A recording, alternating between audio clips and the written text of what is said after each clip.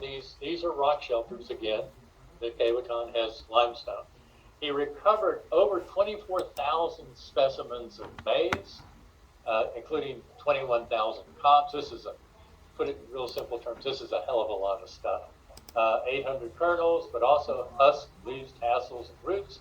And they began to analyze these and look at them and look at the evolution change in maize, which was all controlled by humans interbreeding with these and crossing species and stuff, or crossing varieties. Two of the caves, Coxcotlan and San Marcos, produced the oldest maize. From these, this is just a photograph of excavating Coxcotlan Cave. They did very careful excavations where they floated the samples and got out the organic remains, and they did careful stratigraphic excavations on these. This is what these older maize cobs look like. Now you have to remember these are burnt and desiccated, and you know they look pretty horrible here.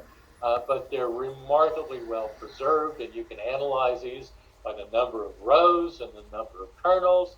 And so what he found is that these earlier samples had 8 rows, and each of these rows had 6 to 9 kernels or even more. And so he was seeing what he thought were the first evidence for domesticated maize. Using the remains from San Marcos Cave, they did a reconstruction of what this would have looked like. These are tiny little things. They're not very big at all.